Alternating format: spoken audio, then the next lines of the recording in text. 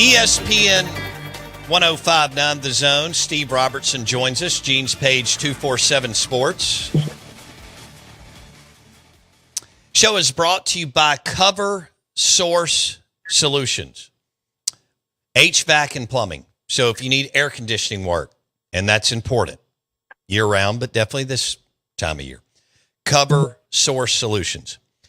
And then plumbing. Cover Source Solutions.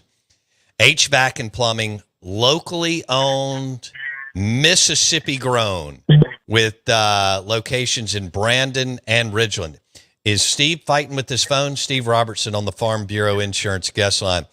Steve, are you in Starkville traffic?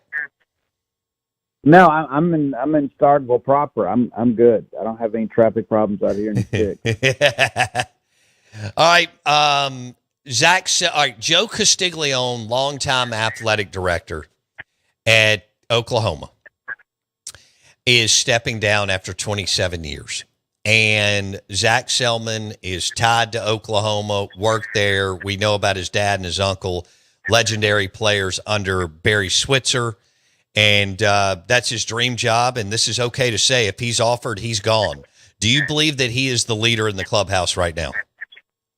Well, I think that may be a little bit premature, but he is probably the most obvious candidate in the country, because of his connections there, his ties there. He's worked there. You know, he grew up in an Oklahoma family. I mean, that name, let's be honest about that. I mean, the Selman name is probably only second to Switzer when it comes to Oklahoma football. I mean, so, yeah, I mean, there's some obvious connections there. I think one of the questions you got to ask yourself a little bit is, has he done enough here? That's going to be up for Oklahoma to determine. But, with Castiglione staying on till 2028, kind of as the athletic director emeritus, you got to think there's probably some candidates out there that they're going to look at and say, okay, well, this is an arrangement that makes sense because we'll have Joe to kind of help mentor some things along. And so I think that may turn some people off, but it could also turn some people on, because of the fact that maybe you've got a pre-existing relationship with Joe. So I think it's still really early, but I think there is a reasonable sense of concern if you're Mississippi State. Steve Robertson on the Out of Bounds Show, 247 Sports, Gene's Page. They're covering everything. Brian O'Connor, Jeff Levy, Chris Jans, Josh Hubbard, Blake Shapen, Zach Selman. Have you heard anything on the timeline when this could, what do you think, mid-fall? How do you see this shaking out? Well, you see the press conference yesterday, and I went and read some of that. I hadn't watched Joe's comments in their entirety, but, that they said from basically once Pete Thamel's report broke that, local TV station said that he planned to step away from a full-time role this year, and like this calendar year. And so I don't think it's a situation that drags on for very long. And I think they probably have a short list of candidates probably already in mind before you make an announcement like this. And so I don't think it's something that drags on, but I don't think it's something that happens this week. Okay. But you do believe he'll be one of the top 3 candidates for the job?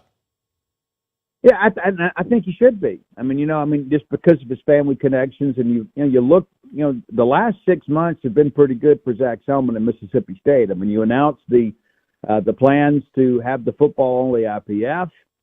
You have the greatest year of fundraising in the fiscal year in the history of the school, and then you went out and get Brian O'Connor and made one of the biggest hires in the history of college baseball. I mean, so it's been a good stretch, for Zach Selman, and I think those are some things you can point to. And on the other side of things, and if you're Oklahoma, you look at this and say, okay, well, hey, we are a football school primarily. Sure. Zach comes from a football family, but Mississippi State had done a whole lot in football during his tenure year, so there may be some concern there. But you got to think, with the Selman name, and then obviously, with some connections in that respect, that's probably something you could sell, I would suspect. Yeah. So the good is the Brian O'Connor hire and fundraising, and the bad is last year on the football field, his hire was an absolute disaster. So basically, you're saying You got two things that are good in fundraising in the Brian O'Connor hire, and then you got this Jeff Levy thing that is on a slippery slope. Is that fair?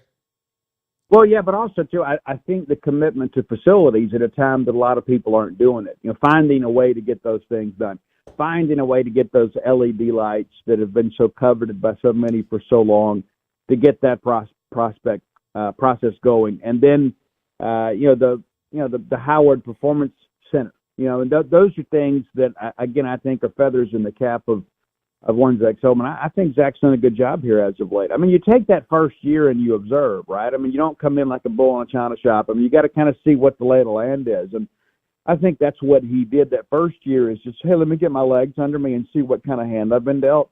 Then you start implementing changes, and you start making facility upgrades and things of that nature. And so, I think it's been a really good 6 months for Zach Solman and for Mississippi State. And I know there's a lot of people out there that just say, hey, because of this, I feel like we're headed in the right direction. Maybe we have some stability.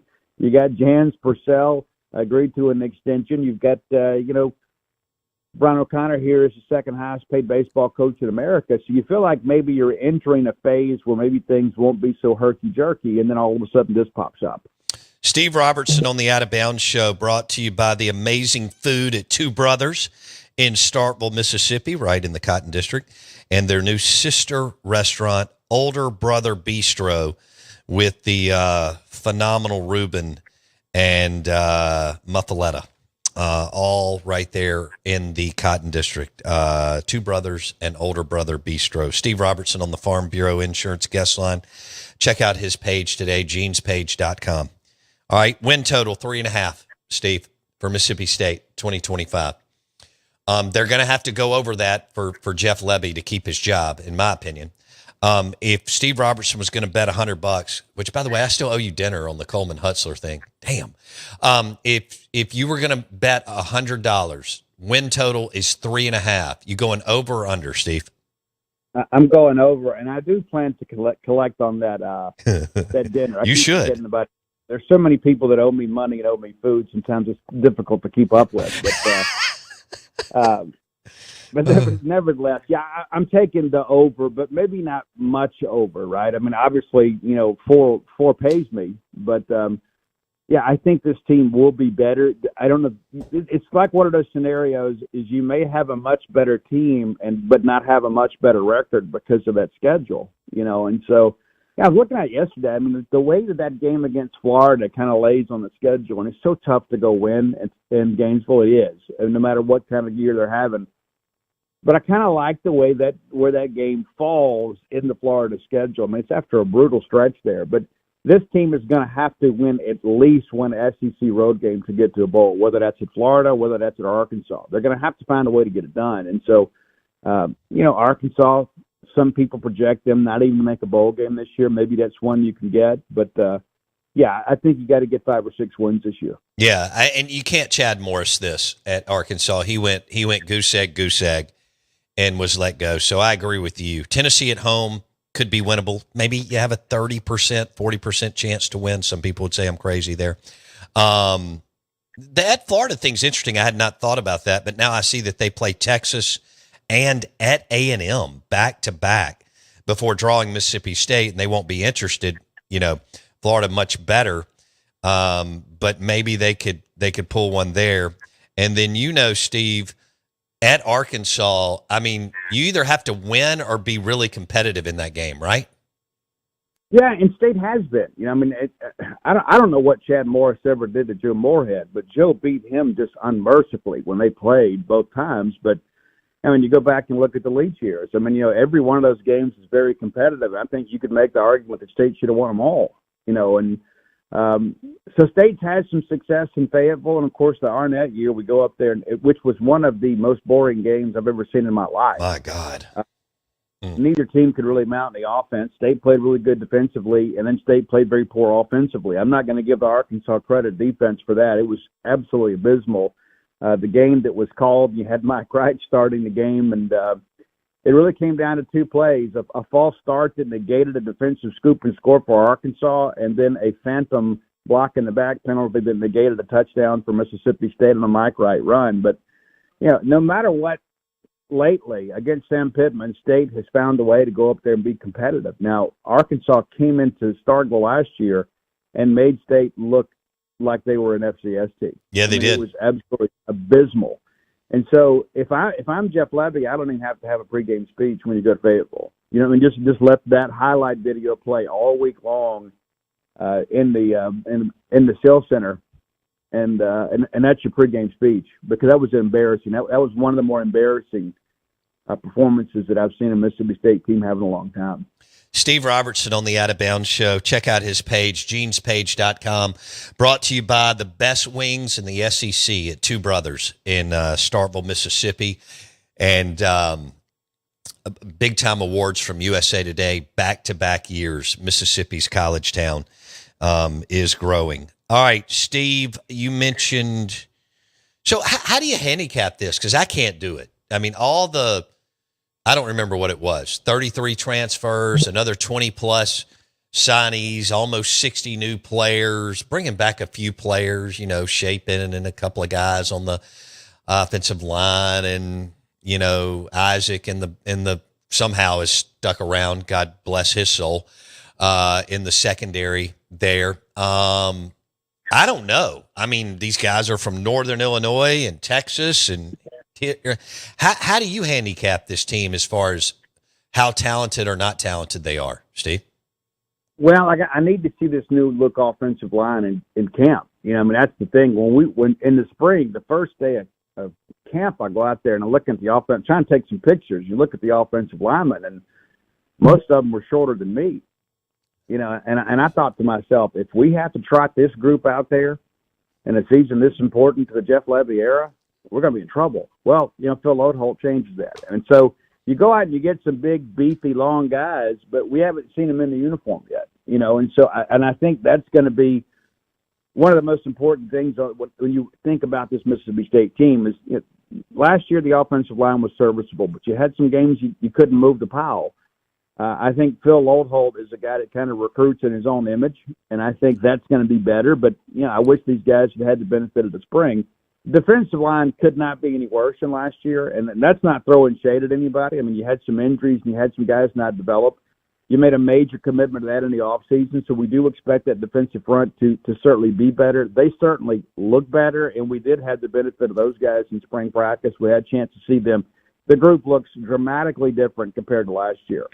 And you go back and think about that Arkansas game last year, and we couldn't stop anybody. Oh, my God. Sam Pittman laughed in the post-game press conference. I mean, my God. And can you blame them? No. I mean, honest to God, you know, they started a freshman running back that just kind of ran all over us. And the truth of the matter is there were times last year, it was almost cruel and unusual punishment, where you had a true freshman starting in the SEC at defensive tackle, and the guy next to him is a junior college guy that didn't have anywhere to go.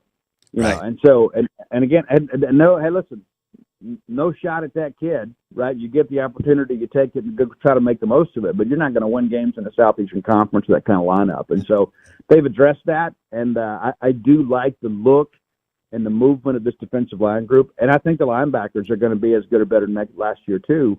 And you know what you got in the secondary? I think the secondary is probably, because the defense was so bad, I think some people are kind of sleeping on that group. But I think the secondary will be good. But I think the most dramatic improvement you're going to see on this team is on the defensive front. Okay, well, let's talk about what kind of players we think may or may not be on the D-line. Let's think of like solid plus SEC defensive linemen at State, like a Jaden Crumity. Does anybody else come to mind, Steve? I want to kind of set the bar and go over or under. Do you have some? Well, maybe like a Cameron Young. Okay, all right, there we go. Do you believe that they have 4 or 5 Cam Young level defensive linemen? I think it's really close to that. And you know, Cam was a guy too. People forget. I remember Bob Shoop telling me, you know, when he first saw him, he said, you know, that kid is the Mississippi State defensive line success story. He said that's a guy that's going to be in the NFL one day. Small town kid, you know, kind of blue collar kid that's country strong, and he said that's what Mississippi State's built a reputation on, with a defensive front, and then it turned into that. But when you think about, you know, Will Whitson, you know, Jamil Burrows. I mean, Jamil Burrows is a guy that was working overnight in the warehouse. his uncle's warehouse because he had taken some time away from football.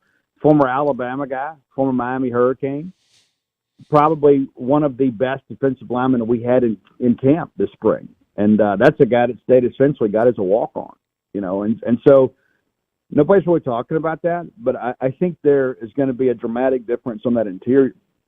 And, State was one of the worst teams in the country rushing the passer last year. And so you go out and you get Rayshon Thomas, you go get Nevaeh Sanders, and maybe this Malik Sealer kid can be something. I mean, he's rangy. All right, those three guys right there, edge rushers. Do you think that they are SEC players or possibly SEC players? Are they fringe? Are they? I mean, nobody's asking for Montez Sweat, although that they should be, but they're not. I'm trying to think of an edge rusher that was just a nice player at State in the last 10 to 12 years. Well, you had Sean Ferguson was the guy that did some things, and Deontay Anderson's the guy that needs to take a step up from Mississippi State this year. God, is he still there? Yeah. But I mean, and let's be honest about this, and no disrespect intended to anybody else, but having a fringe SEC player is quite the step up from what you had last year. And you had some guys that had been there a while but never really took the step, and you had some guys last year that just hadn't developed, and a lot of those guys are in the portal now, and are with some other team, and so the commitment from a financial and a scholarship allocation standpoint to the defensive line, I think will reap some dividends. And my thing is, you just need to be. You don't need to be great or elite on defense. If you can just be good, I think you can get to a position where maybe you win 5 or 6 games. But I mean, how many times? I wrote this article here a couple of weeks ago. This offense needs more snaps. Now, part of that is them converting at a higher clip in third downs. But how many times last year down the stretch were you in a game and needed to get a stop and couldn't get one, and then you give up the decisive score late? I mean, Texas A&M kind of comes to mind. State's very much in that game. It's a one-score game in the fourth quarter, but you couldn't get off the field. All right. Steve Robertson, Boneyard Podcast, genespage.com. He joins us on the Out of Bounds Show, 105.9 The Zone, ESPN. I think I say this, they can't be any worse on defense. So, because that was the worst defense, worst team, period, but worst defense of my lifetime. And that's saying something because, Cheryl at the end, yikes. And I think, I'm sure Rocky had one or two. And anyway, you're listening to the Out of Bounds Show, 105.9 The Zone, ESPN, brought to you by Tito's Drinks and Wings and Street Tacos at Two Brothers in Starville. Let's go.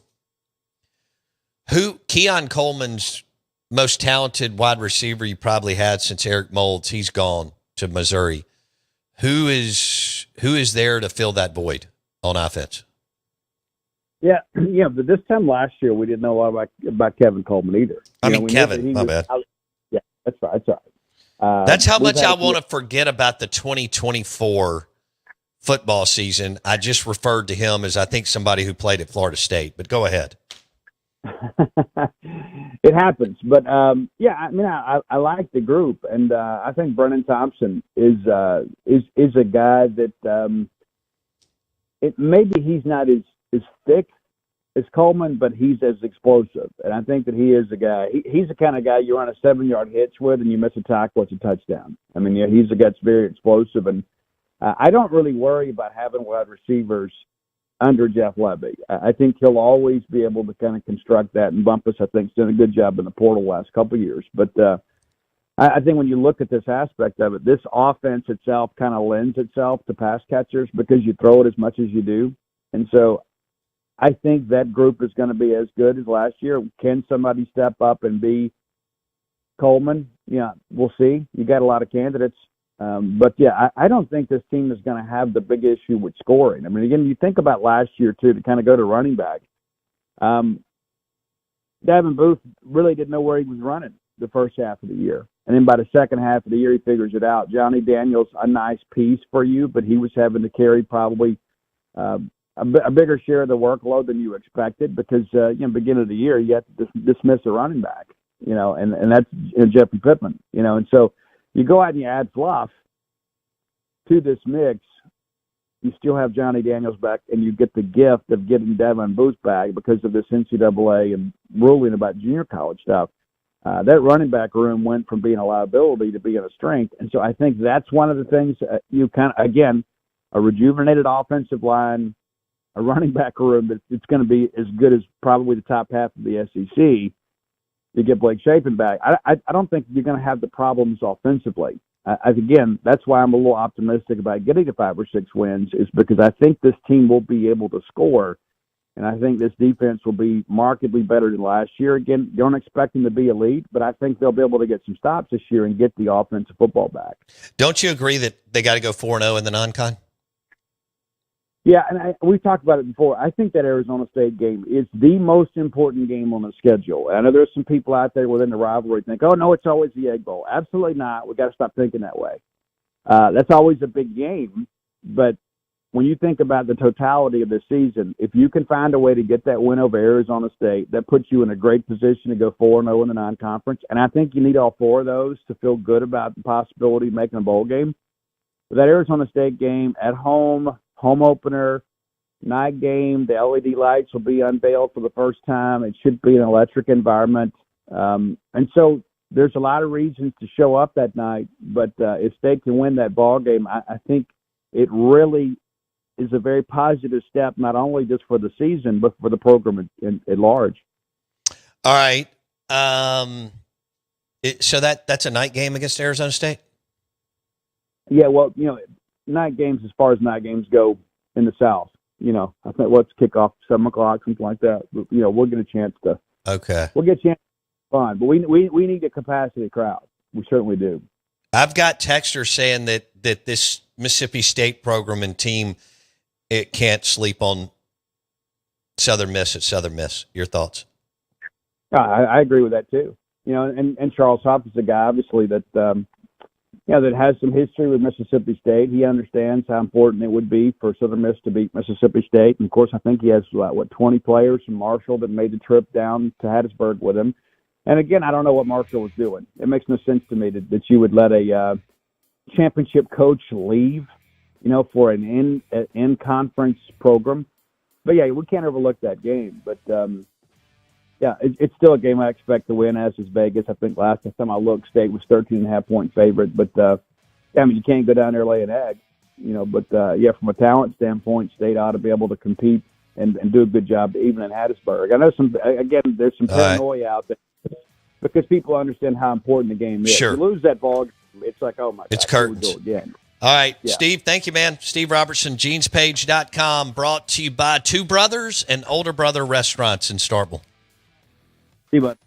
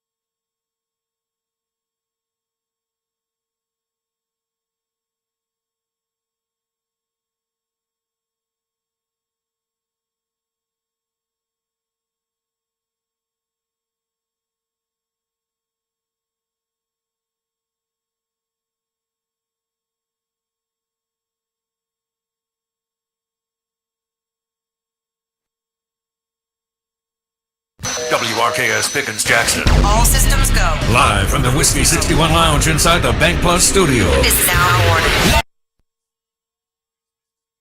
WRKS Pickens Jackson. All systems go. Live from the Whiskey 61 Lounge inside the Bank Plus studio. This is our warning. Live in the studio.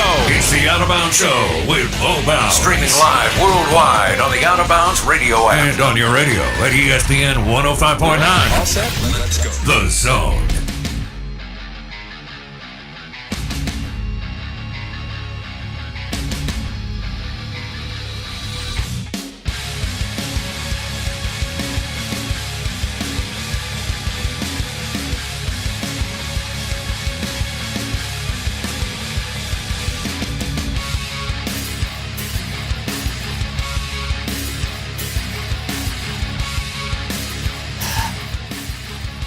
Good morning. Welcome in to the Out of Bounds Show, 105.9 The Zone, ESPN. I'm your host, Bo Bounds. The show is brought to you by Cover Source Solutions. HVAC, which is air conditioning, Cover Source Solutions. Plumbing, Cover Source Solutions. Locally owned, Mississippi grown, Brandon and Ridgeland offices, Cover Source Solutions, air conditioning and plumbing. We're 105.9 The Zone, ESPN. The text line was vocal and opinionated on my conversation with Steve Robertson. We'll discuss that. The Oklahoma athletic director position is open. Joe Castiglione is stepping down after 27 years at Boomer Sooner in Norman, Oklahoma. And Zach Selman is a candidate. The question is he the number one candidate? Also, as Joe Castiglione goes to athletic director emeritus, that tells me that he still wants to be the AD. And I think some of his lieutenants that have gone on to be successful, like a Kirby Hocutt and among others, Michael Off. All right, for our listeners, I always assume you know, and that's not good for me. Kirby Hocutt is the athletic director at Texas Tech. Michael Offord is the athletic director at Florida State. There's many others that have gone on to be successful. Zach Selman, who worked under Joe Castiglione at Oklahoma, and his dad and uncle were legendary players under Barry Switzer. Zach Selman's the AD at MSU. So the question is, would you be willing to be the co-AD for a couple of years while Joe does whatever it is he wants to do to wrap up his career before I guess he really goes to the beach or the farm or the mountains or wherever it is he wants to go? Zach Selman, in my opinion, would be all aboard on that. Right. I mean, he doesn't have the resume close to Kirby Hocutt or Michael Offord. Sure. And many others that have worked under Joe Castiglione. Zach Selman's made a football hire that's iffy at best and just made a rock star baseball hire. And a lot of people, including our text line on the Golden Moon Casino text line, they've got a sports book on the property of Pearl River Resort. It's super fun. We've been there a million times. Nothing better than getting a group of dudes, 4 guys, some drinks, some wings, and a sports book. Table games 30 feet away, pearlriverresort.com. But so Selman would co-AD for sure. Yes. You see the text line, you see the message boards. People are talking about how some people believe that Zach Selman may have known that this was coming. And that's why they went all in on Brian O'Connor. Because there was strong word from this administration that they wanted to maybe find somebody in the $700,000, $1 million range, maybe a bump up Parker, keep Gotro, keep it on the cheap. Maybe there was some wind in March and April, and he's like, all right, the Levy thing could go either way, but it looks tragic. It does not, the optics do not look good right now. And then he makes one of the best hires in the history of college baseball, lifting a national championship coach Jackson. So what do you mean? Are you saying that this was his parting gift? I think he needed something on his resume. Okay, sure. All right, yeah. It just so Big happened to be a parting to gift. cover for Yeah. Levy to be able to put himself in position to get the Oklahoma job. So money whipping a coach is going to cover him? Good. Absolutely. Okay. People do it all the time. They And, do. and I'm with you. industries, I agree. heck, NFL free agency people do Yeah, it. That's right. It's not. I mean, you get down to 2 or 3 teams competing, and Yeah. who wants to play? That's right. So that I'm fine. I mean, in recruiting right now, as basketball recruiting is still going, there's still teams that are trying to money whip another team to Yeah. get the next shooting guard Absolutely. or versatile power forward. So, I think that's something to look at. Now, the Dancing Rabbit Golf text line is 601-885-3776. 885-3776. Twitter X at BowBounds. Twitter X at BowBounds. And let's go with the Mango Cart caller line. 601-707-3750. 601-707-3750. All right, we've gone over that. I want to switch gears for a minute. Did you know that Travel and Leisure has a new number 1 city in America for the first time in 12 years? By Halia. Close. Okay. D-Lo. No. No, I was like, where's all the time out? All right, so They have a water park. they do. They have a water park. I tell you who has a water park. Ah, Geyser Falls. Billy. Pearl River Resort. I need to go. We'll get you there. It's hot outside. Travel and Leisure named a new number 1 U.S. city to visit for the first time Hit me. in 12 years. It was Charleston, South Carolina for the last decade, Yeah. but readers voted a new number 1 in Santa Fe, New Mexico. Okay. Yeah. Santa Fe's, yeah, that's a good vote. I love Charleston. Yeah. My brother lives over there. It's super fun. Yeah. Folly Beach, It's dope. Mount Pleasant. It's got a wonderful vibe. Yeah. But I've never been to Santa Fe, but I've seen. I haven't either. I've got buddies that live But- out there. They say it's awesome. Houston Nutt told me about Santa Fe. We did a show at Turquoise Place 12 to 15 years ago, and Houston Nutt just raved about Santa Fe, Really? New Mexico. Yeah. It's supposed to be clean. It's supposed to be, it's supposed to be really Well, really that's a nice. good start. Yeah, hey, look. I kind of like to live in a clean community. I'll tell you what I can get. So Charleston, South Carolina is no longer the number 1 U.S. city to visit. It is now Santa Fe, New Mexico. Is Charleston number 2? Hold on. Top 10 cities to visit in 2025. Are you ready? Yep. Santa Fe, New Mexico is 1. New Orleans is 2. Really? Charleston, South Carolina, 3. Savannah, Georgia, 4. Alexandria, Virginia, 5. Honolulu, 6. Greenville, South Carolina. I've been there several times. It's a beautiful, beautiful town. New York City. Asheville, North Carolina. Love Asheville. I like it. Love it. It's great. Real hippie spot. Yeah, I like Charleston and Greenville better, I do but too. I like Asheville. And Chicago, Illinois. Yeah. Santa Fe ranked 19th worldwide. That's pretty dang good. I like to see those world rankings.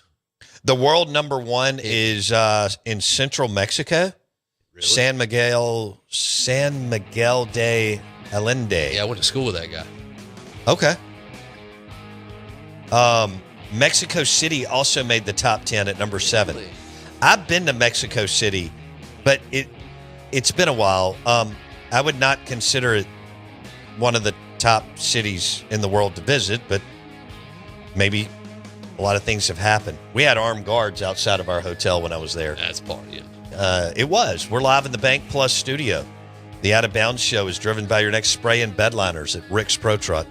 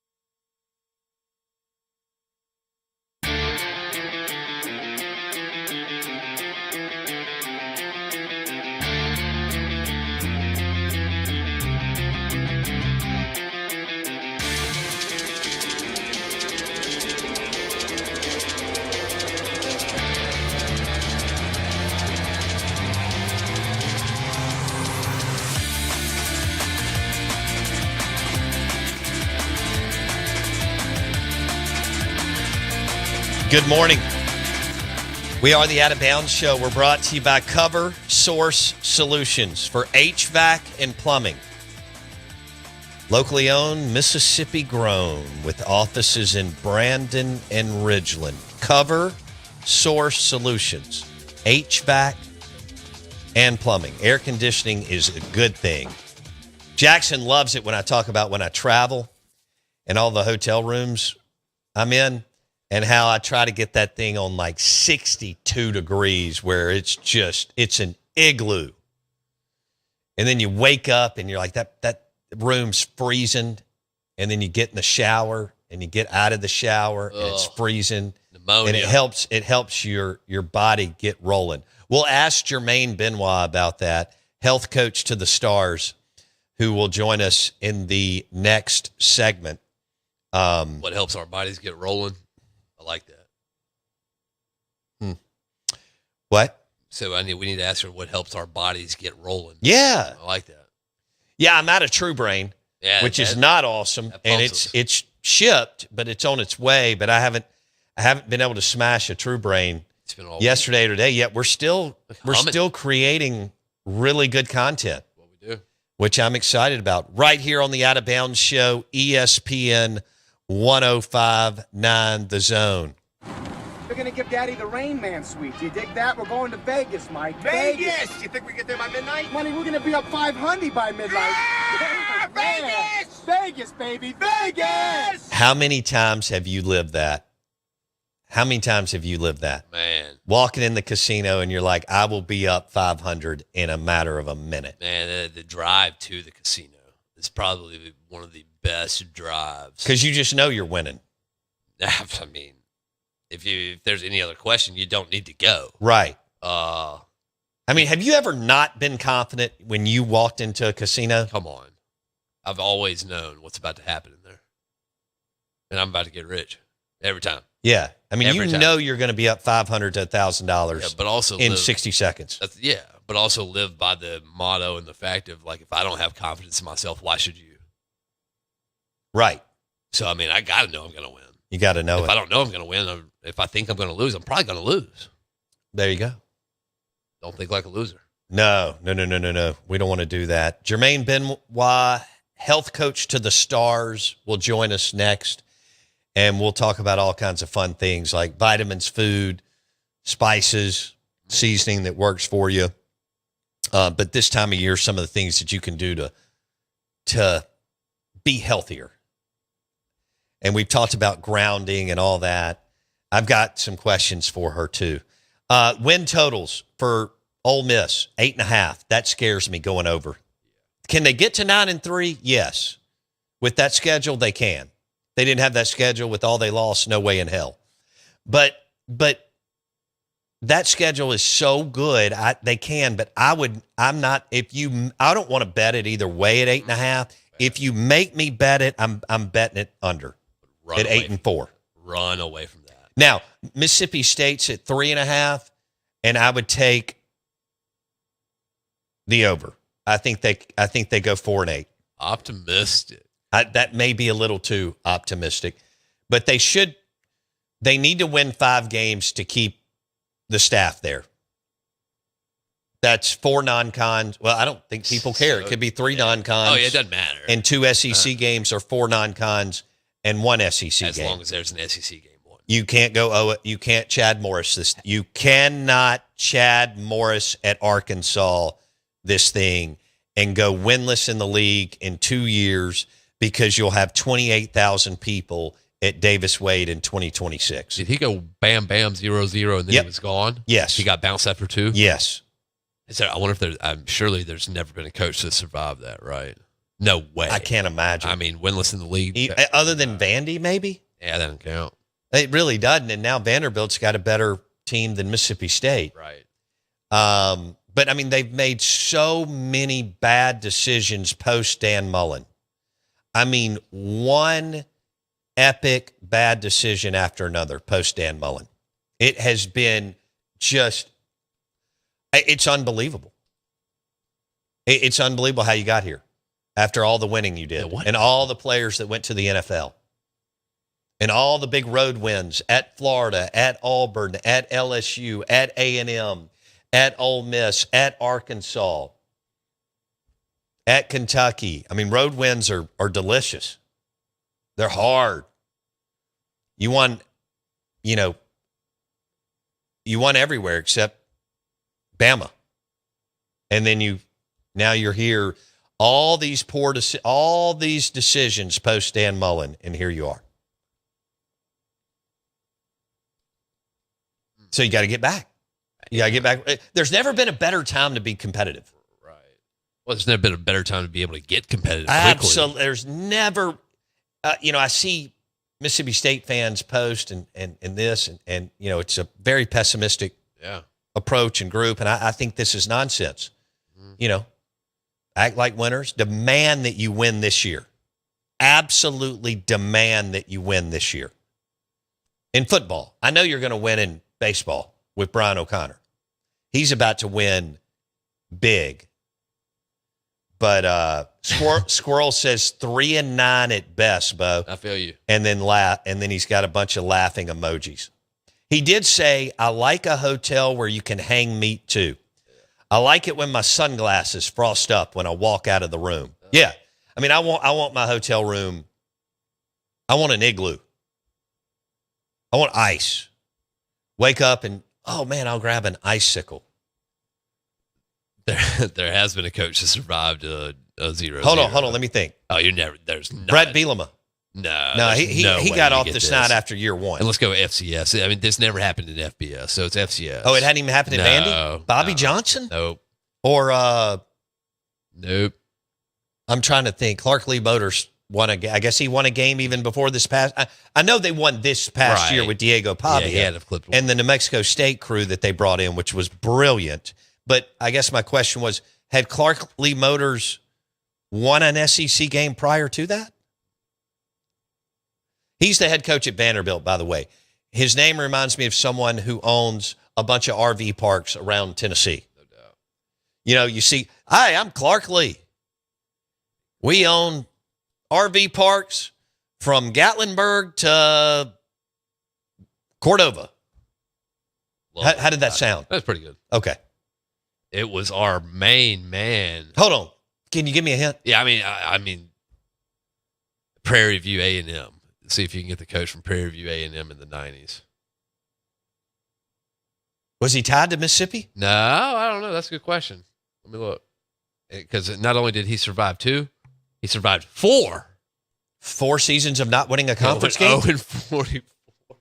What's his name? Ronald Beard. I Never way. I didn't know him. I've never. Maybe I just forgot him, but By the way, I'm a fan. yeah. It was swag. He's a legend. Oh, that is legendary. 0 conference Are wins. you sure Vanderbilt Wilkes? I'm Will you looking look at it up? Has Vanderbilt lost? Have they gone back-to-back years without winning a conference game? Did Mississippi State in 02 and 03? Huh? My computer shut off. So. Oh, awesome. Yeah, I have no idea. Well, hopefully we'll be able to run the Oh, that's on. cameras when health coach to the stars, Jermaine Benoit, joins us next live in studio. We are the Out of Bounds Show. ESPN 105.9 The Zone. And we're brought to you by the Men's Clinic in Madison and Brandon. The Men's Clinic in Madison and Brandon. Check it out today. Their site's great, themanthing.com. Tell you everything, testosterone, energy, helping you through the aging process.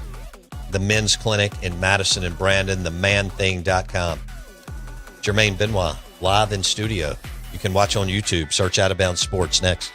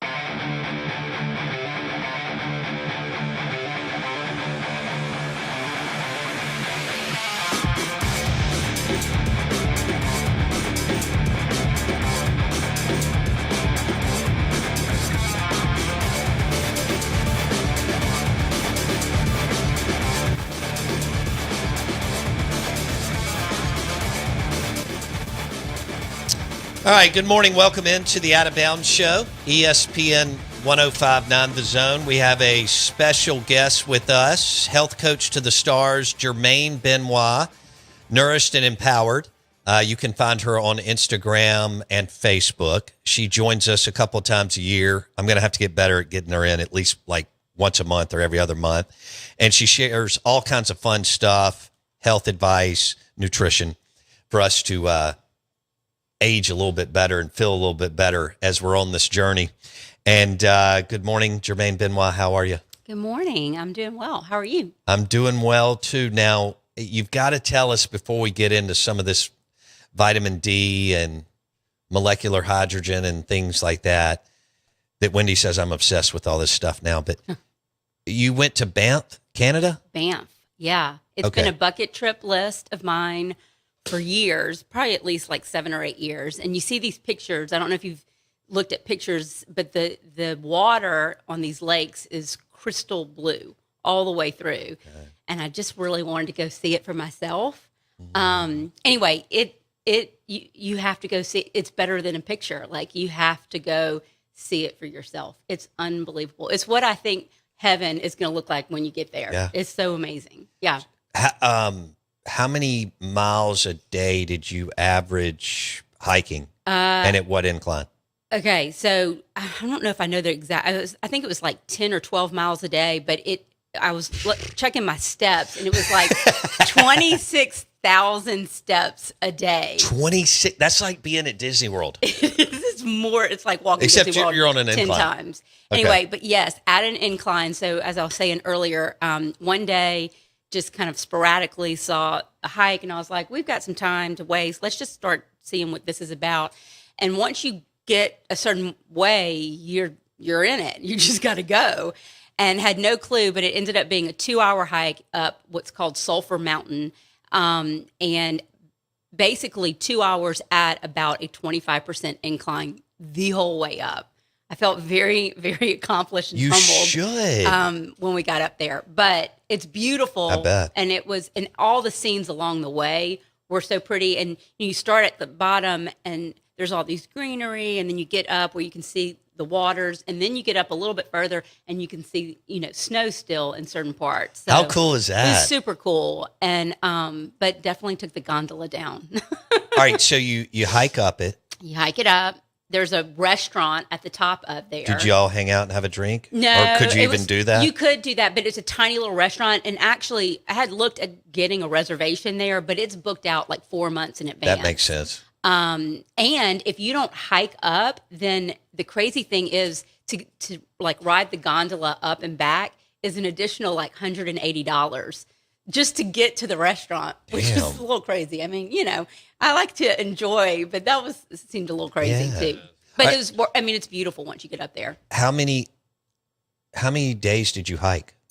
Every day. So 5 days. So then you get back down through a gondola so that you stay in some kind of resort or cabin or hotel room? Got a hotel. And how big's the town? So that's what I was going to say. Banff is super cool. And it's a small little town. Like, it's about 5 streets. Okay. But the food's amazing. I'm a foodie. The food's amazing. We had great wine. You can walk to everything. It's a super cool town. So you're not bored when you're not hiking. Right. And there's, some spas. You can kayak. So this is a resort type deal. It's a really cool thing. Except if you want to get in some serious physical activity. Yeah. Then there it is. Yeah, and you will see the most beautiful sights. So put it on your list. Okay. For sure. All right. Jermaine Benoit with us on the Out of Bounds Show, Nourished and Empowered on Instagram. You're doing a great job on Instagram. Thanks. I all appreciate the updates as far as health tips, food. Yeah. Maybe what you're cooking, what you're doing. Thanks. Those are fun for all of us. How long have you been doing this? 5 years. I just made 5 years. I didn't even realize it. I launched like July 2nd, 5 years ago, and a memory popped up, and I was like, I should have done something to celebrate it, but I was on vacation and I didn't do anything. Anyway, Do you feel nourished and empowered over these past 5 years? I do. love I it. feel Great. more nourished and more empowered. I'm going to what I keep like. going. It's good. I'm planting seeds like Johnny Appleseed for Nice. everyone else. She's got fresh vegetables in her garden and all kinds of different things going on. I mean, I feel like I try to eat somewhat healthy, but then I'll see Jermaine's nourished and empowered. I'm like, damn, I'm not getting there. No, that's not the point. I just want to like inspire, but not ever make anyone feel bad about it. We had some friends drop off a bunch of vegetables over the weekend that they had